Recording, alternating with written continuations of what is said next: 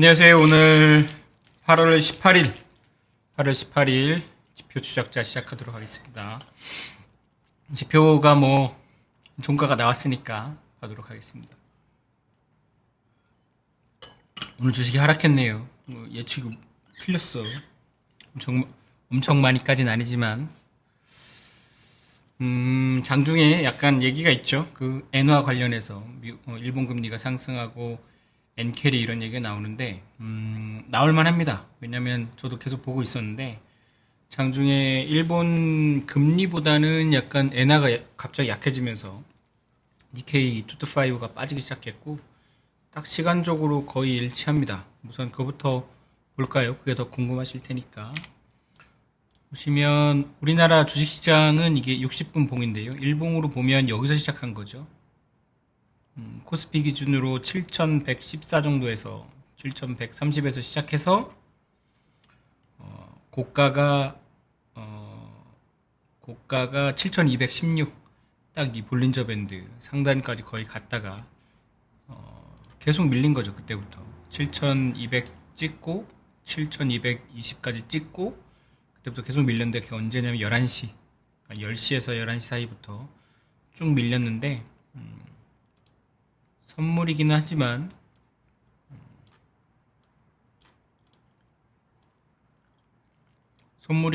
해외 선물 차트 보시면 니케이 225부터 볼게요.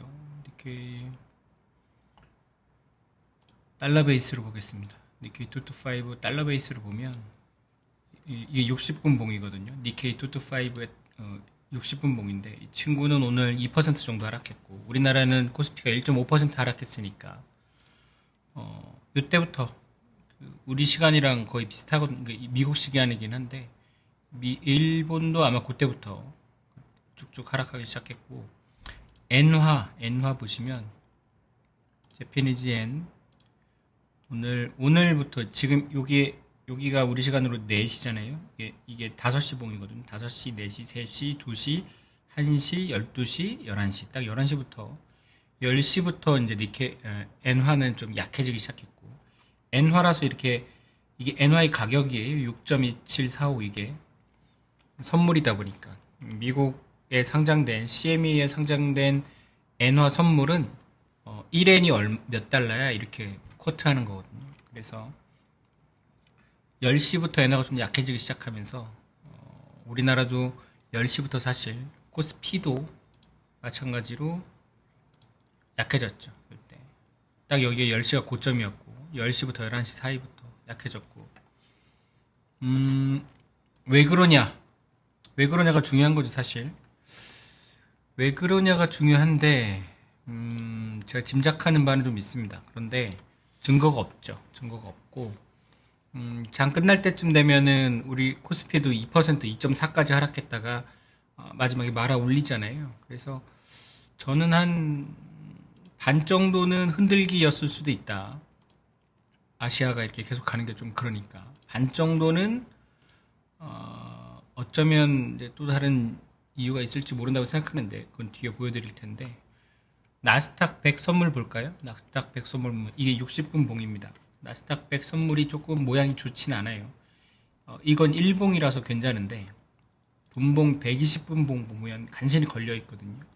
60분 봉은 좀 깨졌어요. 약간 구름대도 깨졌고 그래서 조금 그동안 과하게 달려왔나라고 생각되는데 근데 우리 장 끝나고 사실 버티죠. 그래서 아까 나스닥 그 100 선물이 장중에는 1% 넘게 하락했었거든요. 저가 보시면 저가가 여기 안 보이시는구나 이거는 저가가 마이너스 1.3%까지 마이너스 1.03까지 갔거든요. 이건 보이시죠?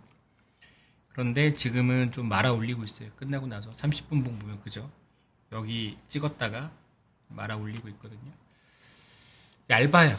오늘은 아시아 시장이 엄청 얇았고 오늘 한국 시장도 시작할 때 외국인이 1조 3천억 정도 현물 코스피를 샀고 선물도 4천억까지 사는 거 봤는데 7천억인가 사는 거 봤는데 10시 11시 사이에 이제 다 그때부터 멈칫하더니 외국인이 오후 들고 이러면서 조금씩 조금씩 팔더니 현물도 다 팔아서 거의 다 팔았죠. 오늘 산 거. 그리고 선물은 좀 샀는데 그래서 살짝 그냥 한번 흔들어 본 건가라는 생각. 이게 반 정도 그 생각이고 반 정도는 어쩌면 미국 쪽에서 오늘 조금 흔들릴 수도 있겠다라고 생각하는데 그 이유는 뭐 바로 보여드리죠. 나중에 이게 시황 얘기는 아니니까. 이게 어제 월스트리트 저널에서 난 기사 표지인데 요게 무슨 말이냐면 빙산의 일각 이런 의미입니다. 이게 빙산이다. 월스트리트 저널이 피터 루그 뭐야 하여튼 뭐 엄청 둘 다 피터네. 스탠티라고 루데기예요. 약간 어쨌든 요 둘이 쓴 기사인데 빅테크들이 하이퍼스케일러죠. 그러니까 스펜딩 3 트릴리언 그러니까 우리나라 돈으로 3, 4, 12, 4,200조 원 정도 4,200조 원입니다. 더 많다. 그러니까 이 회색 부분이 우리가 보는 거고 우리가 보거나 장부상 드러나는 그들의 부채 또는 어떤 그런 부담해야 될 부분인데 실제로는 더 많다 이런 얘기입니다. 알고 있었죠 우리 그 엔비디아 그 돌려막기라고 우리가 한 부분들이 다 사실 이런 겁니다. 근데 모르지 않았는데 어제 이게 딱 나온 게 좀 임팩이 있는 거죠. 그래서 어제 미국 주식시장도 중간에 좀 하락한 건 뭐 이런 이유도 있는 것 같고 미국도 그렇고 일본도 오늘이 18일인데 20날에 이제 미국 일본 국채 그 뭐지 입찰에 대한 경계감도 있다고 하고 저는 아마 수요일에 발표되는 FMC 의사록이 꽤 가관일 거라고 생각합니다. 가관이라는 건 우리가 그동안 보지 못한 형태의 뭔가 굉장히 날것의 토론이 그대로 드러날 것 같은 생각이 들어요. 그거에 대한 경계심도 좀 있는 것 같고 그 월스트리트저널이 왜 이걸 냈을까? 꽤 딥한 기사였거든요.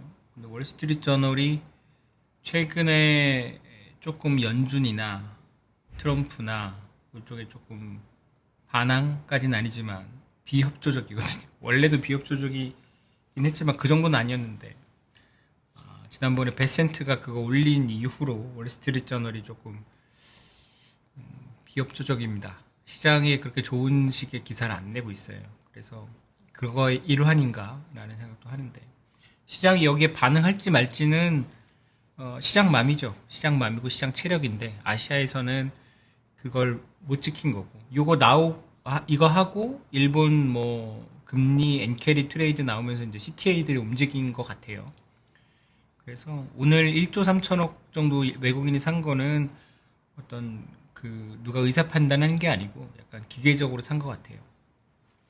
판 것도 기계적으로 손절한 것 같고 그러니까 외국인이 한 주체는 아니겠지만 결과적으로 그렇게 됐다는 거죠. 그렇게 보고하는 게 편해서 오늘 시장에 대한 판단은 조금 아시아에서 한번 흔들렸고 어쩌면은 미국 시장에서 조금 더 흔들릴 수 있겠다라는 생각을 했습니다. 그래서 어쨌든 저는 외국인이 샀기 때문에 가격하고 상관없이 매수하는 게 맞다고 생각하고 사실 저도 좀 샀습니다.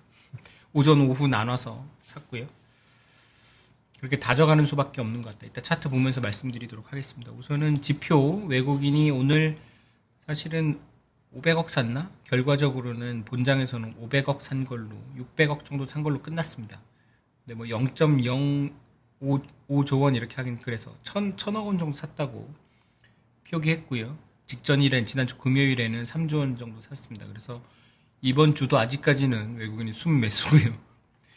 중요하죠. 외국인이 이렇게 돌 때 한 번에 돌지는 않습니다. 그래서 아침에 보신 영상이랑 거의 큰 차이 없고요. 어쨌든 오늘 1조 3천, 1조 4천, 1조 5천까지 샀다가 판 거는 조금 유감스러운 일이긴 하지만 어쨌든 순매수였다. 판 거보단 낫잖아요. 그죠? 판 거보단 낫다고 생각합니다. 저는. 그리고 이 형님들이 한 번에 우리한테 이제 주지는 않는 거라서 어쨌든 팔지 않았던 것만 해도 감사하다고 생각하고 있습니다.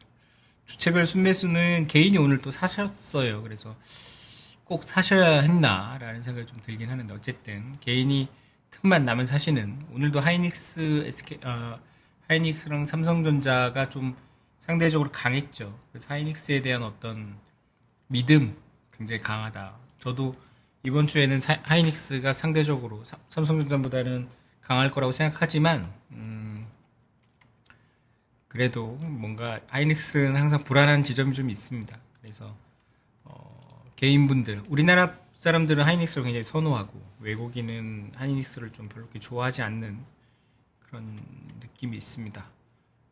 그래서 외국인은 그래도 샀다. 순매수 오늘 개인도 샀다. 기관이 좀 팔았나 그럼? 네. 코스피 일간으로는 오늘 좀 하락해서 6,869 다시 7,000선에서 멀어졌습니다. 하지만 장중에는 7,200까지 갔었고 확대해서 보시면 여기 딱 볼린저 밴드 위 이제 그 HTS나 단말기마다 조금 차이는 있는데 어쨌든 딱 여기 볼린저 밴드 상단을 딱 찍고 하락한 거죠. 그래도 이제 121선을 지킨 거예요. 참 설마 차트 보고 누가 매매하는 건 아니겠지만 하다 보면 그렇게 되더라고요. 여기까지는 또 안 밀리는 거죠. 여기까지 살짝 121선을 뚫고 내려갔다가 여긴 아닌가? 하고 이제 올라온 거예요. 그래서 이것만 보면 전 굉장히 기계가 좀 움직인 시장인 것 같다. 게다가 국장도 요즘에 개인분들이 되게 적극적으로 하지 않기 때문에 당분간은 매크로나 뉴스에 의해서 기계라고 우리가 부르는 알고리즘이나 어떤 자동 매매 같은 것들이 더 시장을 종가를 결정할 것 같다라는 생각을 했습니다. 그래서 이번 주 컨셉이 제가 이제 마일드한 상승 그랬잖아요. 변동성이 첫날보다 좀 있긴 했지만 어쨌든 첫날에 하락한 건 조금 별로지만 주간으로 좀 봐야 될 것 같아요. 그래서 요 라인이 이제 6,800 정도인데 여기가 지지됐다. 코스피 기준으로. 그래서 코스피는 6,869로 끝났습니다. 오늘 6,869로 끝났고요. 6,870 정도라고 생각하시면 되고. 지난주에 제가 계속 그랬는데 6,700 위에 가야 좀 안정적이다라고 말씀드렸었죠. 지난주에는 121선이 6,700 조금 아래였거든요. 그래서 더 올라가긴 했는데 그래서 지금 상황은 코스피 같은 경우는 121선 위에 있다. 21선 위에도 있고 그 위로는 이제 저항선이라고 부를 수 있는 게 61선인데 7,400 정도 됩니다. 7,500 정도 되는데 7,200 찍고 7,500 찍고 올라가는 게 어떤 상승의 어떤 공식인데 나쁘지 않아요. 사실 차트로 보면 볼린저 밴드 위에 어쨌든 한번 찍고 내일 정도 붙으면 계속 올라가는 거거든요. 붙는다면 내일 좀 봐야 될 것 같아요. 오늘 미국 시장이 어떤 양상으로 끝나는지. 그동안 반도체가 미국 시장에서 많이 올라서 우리나라도 반도체가 아침에 반영해서 상승했는데 빠질 때는 이제 또 덜 빠졌긴 했지만 미국 시장이 우리 휴일에 휴장 때 월요일에 상승한 걸 한국 시장은 전혀 반도체가 반영을 안 했죠. 근데 그 둘이 완전 동조화될 필요는 없어요. 그래서 지난주에 보여드린 것처럼 지난주에 한국 시장이 다른 주식 시장을 압도했기 때문에 10%나 11%나 상승했잖아요. 그래서 그쪽이 늦게 반응한 거라고 볼 수도 있습니다. 어쨌든 중요한 건 한국 시장이 첫 영업일에 조금 손실이 나서 약간 어쩌면 탄력이 좀 줄어들었을 수도 있겠다라는 생각을 했습니다. 보면서. 그래서 저도 장중에 보고 계신 분들 있겠지만은 상승했다가 밀렸다가 음전했다가 좀 밀렸다가 다시 좀 회복하려고 했었거든요. 그런데 결국 밀리는 걸 보면 이제 적극적으로 막 사는 세력은 좀 약하구나 또는 아침에 좀 물렸나 라는 생각도 좀 들었습니다. 코스닥은 오늘 하락해서 834입니다. 900을 찍을 줄 알았는데 900을 못 찍었고요. 코스닥은 조금 힘이 없네요. 당분간 900은 보지 않겠습니다. 저는 하지만 이게 코스닥이 또 의외의 그런 지점이 있어요. 보시면 볼린저 밴드가 상단이 여기를 뚫었죠. 61선을. 그래서 이런 경우는 이제 급격히 그쪽 라인으로 붙는 경우가 있거든요. 하지만 코스닥 오고 있어. 네. 하지만 그걸 추천드리진 않습니다. 근데 저는 아마 코스닥이 조금 있는데 코스닥 ETF가 아주 조금 있어요. 아주 조금이라는 건 진짜 아주 조금인 겁니다. 10만 원어치 있나? 또 뭐라고 하실 텐데 어쨌든 내일 빠지면 좀 사볼까 이런 생각을 했습니다. 어쨌든 900 정도. 코스닥은 좀 하락해서 834로 끝났고요. 다시 앞에 중간중간에 말씀드리고 외국인은 샀고요. 개인도 샀고 코스피는 6,869로 끝났습니다. 코스닥은 834로 끝났어요. 오늘 한 3%, 3.5% 하락해서 834포인트로 끝났고요. 코스닥. 나스닥은 어제죠. 어제 그 월요일장에서는 조금 하락했죠. 마이너스 0.32 하락해서 26,644포인트로 끝났는데 나스닥도 좀 막판에 밀렸어요. 그죠? 중반. 왜냐면 월요일 아시아장에서 강했는데 원달러 환율이 오늘도 하락해서 1413원. 원달러 환율 아무도 얘기 안 하죠, 요즘에. 근데 오늘 엔화가 약해지면서 원달러 환율도 약해질 줄 알았는데 아니 워낙 강해졌죠. 그래서 요즘 엔화에 확실히 뭐가 있는 것 같아요. 그동안 엔화가 강해지는 게 문제였거든요. 금융시장에서는. 엔화가 강해지면 엔캐리 청산의 증거니까. 근데 요즘에 엔화가 약해질 때 굉장히 화들짝 놀랍니다. 베센트가 지난번 엔화 강세 만들려고 개입한 것도 그렇고 뭔가 일본에 문제가 있나? 라는 생각을 했는데 그러면 또 살짝 방송할 힘이 나는데 그게 또 아니면 또 재미가 없긴 한데 아직 왜 그런지 잘 못 찾았어요. 하이닉스 안 샀습니다. 하이닉스 안 샀고요. 코스닥 10만 원어치 있다고요. 하이닉스 안 샀어요. 미국채 10년 금리 그 사이에 좀 많이 상승했어요. 4.67에서 4.74. 아마 이번 주에 국채 발행이 좀 많을 거예요. 그래가지고 이제 미리 국채 발행이 있는 주에는 미리 쇼쳐 놓는다고 하는데 금리를 좀 낮은 금리를 상승시켜 놔요. 그 뭐랄까 유상증자 직전에 그 주가가 하락하는 거라고 할까 그런 느낌이에요. 그래서 금리가 좀 이번 주는 아마 금리가 화두가 되겠죠. 게다가 FMC 의사록이 지난번 FMC 미국 연준의 금리 결정 회의를 FMC라고 하거든요. Federal Open Market Committee 이렇게 페더럴 연준이 하는 오픈 마켓 공개 시장 커미티 이제 그걸 결정하는 위원회다 이런 뜻인데 지난번 FMC에서 3명이나 금리를 인상하자고 주장했습니다. 그래서 그때 좀 더 심한 말이 나왔겠죠. 케빈 워시한테. 근데 케빈 워시가 그걸 마사지 안 하는 주의라서 그냥 그대로 아마 나오면 조금 시장이 충격일 수도 있긴 한데 그거 대비하는 거겠죠. 근데 계속 말씀드리지만 금리는 계속 상승 높은 레벨이었고 지금 금리가 트리거가 된다는 건 딱히 이제 하이퍼스케일러나 반도체 쪽에 대한 공격 포인트가 없으니까 또는 하락할 때 그런 이유를 갖다 붙이는 거거든요.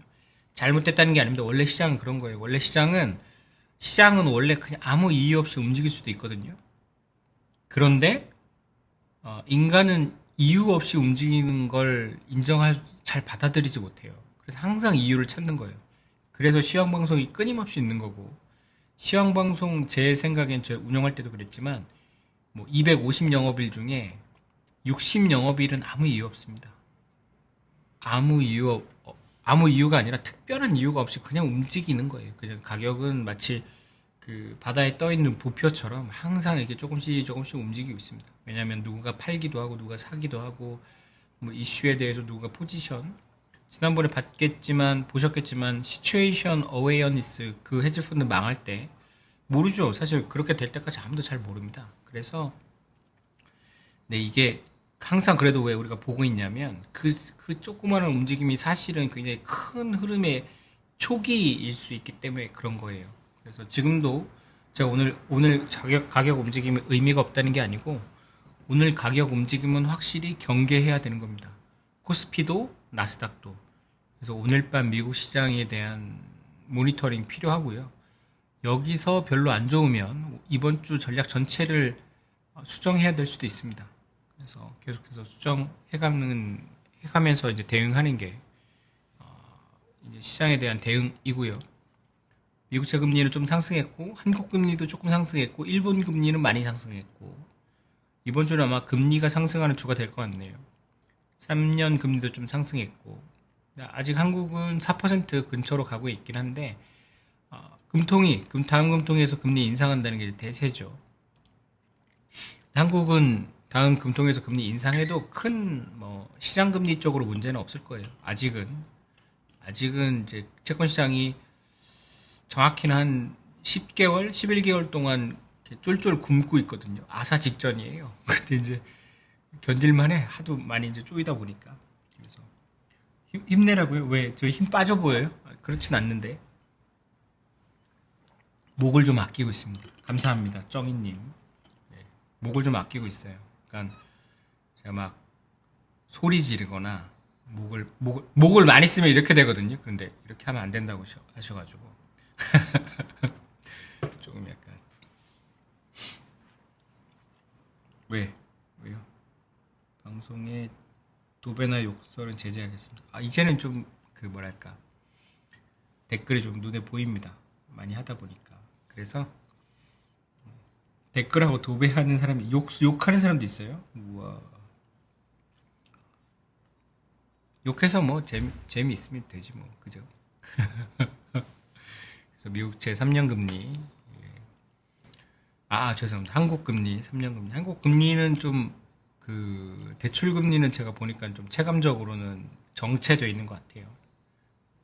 하반기에는 아마 대출 금리가 문제가 아니고 약간 부동산 정책부터 약간 총액 제한, 총량 제한을 좀 풀었잖아요. 그래서 아마 신용이 또 풀릴 겁니다.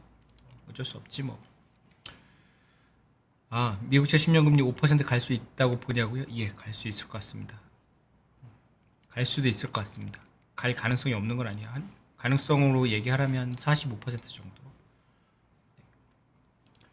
WTI 선물 어제도 올랐고 지금 장중에도 좀 상승하고 있어서 85달러. 아직은 괜찮아요. 90달러 가지 않으면 괜찮고. 이란하고 미국 전쟁은 복마전이 돼버렸죠. 그래서 상승하면 별로 안 좋죠, 시장에. 그러니까 약간 아시아에서는 좀 우연일지 몰라도 금리 상승에 파급 효과인 엔화 약세, 게다가 WTI 선물 강세, 그러니까 WTI 선물 상승, 그게 이제 약간 우리나라가 아침에 빵 떠서 시작했는데, 한국은 좋은데, 한국은 하루 쉬어가지고 이거 반영해야 되는데, 라고 얘기했지만, 그냥 상관없이 쭉 판 거죠. CTA나 미국 형님들은 그런 거 신경 안 씁니다. 어차피 다른데 다 포지셔닝 했기 때문에, 한국이 그걸 이기려면 우리 돈으로 그걸 막았어야 되는데, 외국인이 1조 4천 샀다가 현물 쭉 줄이는 걸 하나도 못 받은 거죠. 선물도 줄이는 걸 못 받은 거예요. 왜냐면 우리가 기다리고 있었으면 받을 수 있었을 텐데, 우리가 아침에 샀잖아. 어쨌든. 근데 간만에 이제 약간 제가 이번 주나 지난주 후반에 느끼는 건 이제 트레이딩 장이구나라는 생각을 했어요. 그 전에 우리나라 시장이 막 강해질 때 3월부터 6월까지는 트레이딩이 아니고 마치 엄청난 파도, 해일이 몰려오는 느낌이었죠. 강세 쪽으로.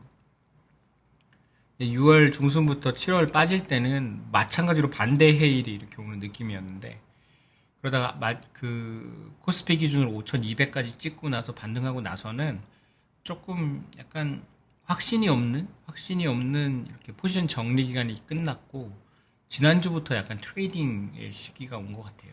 장중에 트레이딩 해야 되는. 그래서 잘 하면은 또 평단을 낮출 수 있겠다 이런 생각을 하고 있습니다. 게다가 그게 엄청 무겁지 않아서 또 말아 올리거나 미는 거 보면 오늘 굉장히 가볍게 밀렸죠. 밀릴 때 보면 엄청 무겁게 밀리지 않았고. 0.5% 반등시킬 때도 코스피 기준으로는 거의 1% 반등시킬 때도 그냥 별로 무겁지 않게 쭉 이렇게 올라가서 간만에 좀 가벼워졌다 이렇게 생각했습니다. 시장이 가볍다는 게 이제 안 좋다는 게 아니고 괜찮다. 이렇게 너무 답답하지 않다. 한쪽이 막 거의 죽을 정도로 막 답답하지 않다. 오늘 밀렸지만 막 죽을 것 같진 않잖아요. 그죠? 지난주에 상승한 것도 있고 막 그래서 제 생각에는 뭐 약간 마음 편하게 잡고 오늘 제가 말씀드렸지만 이제 나눠서 사보시라고 내일부터도 또 나눠서 사시면 될 것 같습니다. 삼성전자 오늘 하락해서 2% 정도 하락해서 26만 8,500원, 26만 원이라고 계속 보시면 될 것 같고 27만 원대였다가 좀 하락해서 삼성전자가 이 60일선을 트라이 했죠. 오늘 닿진 못했지만 그래서 죄송합니다. 가시권에 있긴 합니다. 가시권에 30만 원이 있긴 한데 조금 기다려야 될 것 같고요.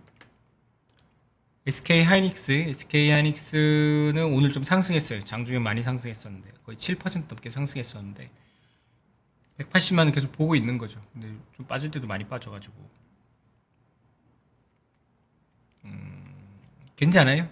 보면 그 21일평하고 61일평을 뚫었고 어제랑 차트가 좀 달라졌죠. 왜냐면 이게 이동평균선이라서 그렇습니다. 이동평균선이라서 하루가 지났잖아요. 그러니까 어제는 여기 붙어 있었을 텐데 조금 올라갔죠. 그래서 저는 약간 이동평균선이 메이크 센스한 게 어느 선을 고정하고 계속 보면 뭐 100년 전부터 이렇게 이어지면 안 되잖아요. 그래서 이동평균선으로 보면 조금 더 SK 하이닉스가 위쪽으로 좀 열려 있는 거죠. 아래쪽보다는. 그리고 요 선도 고점이긴 하지만 고점을 계속 높여가고 있긴 합니다. 음봉이라서 좀 별로 안 좋긴 한데 SK 하이닉스도 그 양봉이 나면서 한 5% 양봉이 나면 이제 그다음부터 강해질 겁니다. 나면이라는 거죠. 달러 엔환율 참 155엔까지 밀었는데 계속 약해지고 있죠. 이쪽 위로 올라가면 약해지는 거거든요. 1달러당 159엔까지 간 겁니다. 1달러가 155엔이었다가 4엔이 싸진 거죠. 엔이. 달러가 엔이 4엔 비싸진 거기도 하고. 그래서 여기 또 이제 이 선에 붙어가지고 진짜 궁금해요. 엔화가 왜 약해지는 걸 두려워하지? 시장이 뭔가 있나? 엔화가 더 약해지면 일본 금융시장을 버리는 어떤 액션을 누군가 취할 수도 있나? 라고 궁금한데요. 어쨌든 달러에는 여전히 159엔이다. 160엔까지는 아직 안 갔는데 159엔이고요. 엔화가 약해지는 게 조금 걸리네요. 그때마다 주식이 하락하니까. 오라클이 어제 좀 하락했습니다. 이게 프리장에서도 하락하고 있고 아직은 괜찮다고 생각합니다. 저는 여기 143달러인데 한 140달러까지는 오라클 괜찮은 것 같고 이게 걸리는 거죠. 오라클이 올라가다가 160일을 못 뚫고 약간 월스트리트에서는 저런 뉴스가 나고 사실 저는 N보다는 그 월스트리트 뉴스가 되게 신경이 쓰이고 있습니다. 왜 그걸 냈을까? 왜 하이퍼스케일러에 대한 공격은 아닌 것 같은데 게다가 트럼프 뭐 지지율 이런 것도 좀 있고 뭔가 일본 산케이가 일본 정권을 공격할 때 월스트리트 저널 뭐 뉴욕타임즈나 워싱턴 포스트는 좀 항상 정권에 대해서 비판적이니까 특히 이제 공화당 정권에서 그런 건 상관없는데 월스트리트 저널이나 외교협회나 이쪽에서 공화당 정권을 공격할 때가 좀 신경이 쓰여요. 사실은 마치 뭐 우리나라 탄핵 뭐 이런 할 때 보면 보수지가 보수 정권을 공격할 때 그런 느낌이거든요. 그래서 마찬가지 반대죠. 진보지가 진보 정권을 공격할 때 그때가 이제 그 정권이 가장 힘든 때거든요. 상대편이 공격하는 건 뭐 그러려니 합니다. 둘 다. 그런데 약간 일본 언론도 얼마 전에 그 다카이치 뉴스 보셨죠? 다카이치 사나이 뉴스 보셨는데 약간 그 정치적 공격이 아니고 태도에 대한 공격이었잖아요. 그래서 뭐지? 약간 또 한 번 격변이 일어나나 그러고 보니까 우리도 지지율이 좀 많이 하락했네. 이야, 벌써 그런 시기가 됐네, 그죠? 우리도, 어, 2년 차고, 트럼프도 2년 차고, 그리고 나카이치 사나이도 한지 꽤 됐고, 이야, 그러네. 그런 게 있었구나. 그건 제가 안 보고 있었네요. 한동안 제가 이 시장에 좀 취해가지고, 제 전문 분야인 이 정치적 음모론을 안 보고, 찾아보도록 하겠습니다. 아니요, 그거 아니에요. 때도 되지 않았는데 내가 언제 그랬어. 그러지 않았잖아요. 낮아졌네, 이렇게 얘기했습니다. 제가. 낮아졌구나, 이렇게 했지. 되지 않았나, 이거는 될 것 같다라는 내 의견이잖아요. 내가 그런 의견을 안 냈다고. 자꾸 날, 왜 안 한 말을 해요? 자꾸 곡해가 아니고 이거는 의도적인 왜곡이잖아. 그죠? 그렇게 쓰면 안 돼요. 알았죠? 저는 사실 되게 그 정치나 이쪽에 냉소적인 사람입니다. 왜냐면 뭐 약간 제가 계속 그랬잖아요. 아나키스트적인 면이 있다고. 하여튼 인간을 압박하는 모든 거에 대해서 좀 반감을 가지고 있습니다. 필요하지, 근데 필요하긴 한데 그렇게 하시면 안 됩니다. 제가 뭐 제가 얘기하는 거 이제 트럼프 형님에 대한 어떤 반감 이런 건 좀 짜증 난다 이런 건 있지만 우리나라 정권에 대해서는 제가 뭐 별로 돈이 안 되기 때문에 이거 아까 보여드린 거 월스트리트 저널이 굳이 열심히 잘 그려가지고 그리고 기사도 엄청 길어. 뒤에 보면은 길고 이 제로 엣지 친구들은 이걸 가지고 열심히 돌리고 있습니다. 코스닥 900 가면 전부 파려고 했는데 오늘 떨어져 차익 실현하는 게 좋을까요? 666에 샀으면 차익 실현 아무 때나 하셔도 됩니다. 네. 아무 때나 하셔도 됩니다. 그게 뭐라도 상관없고 900 가서 하면 더 좋죠. 네. 그리고 요게 이제 다음 주 전략이라고 제가 아침에도 올렸고 달라진 건 없습니다. 요 검은 선이 오늘 종가거든요. 제가 설정한 레인지는 이번 주 중에 7,400하고 6,500, 6,500까지도 하락할 수 있다고 저는 생각해요. 6,500? 선이 잘못됐네. 죄송합니다. 올라가라. 여기거든요. 뭐 숫자가 잘못됐나. 어쨌든 마이너스 6%에서 플러스 6%까지 저는 열어두고 있고요. 제가 여기 써놨잖아요. 그래서 밀려도 쫄지 말라고. 왜냐면 이번 주는 등락을 좀 많이 할 수 있어요. 볼까요?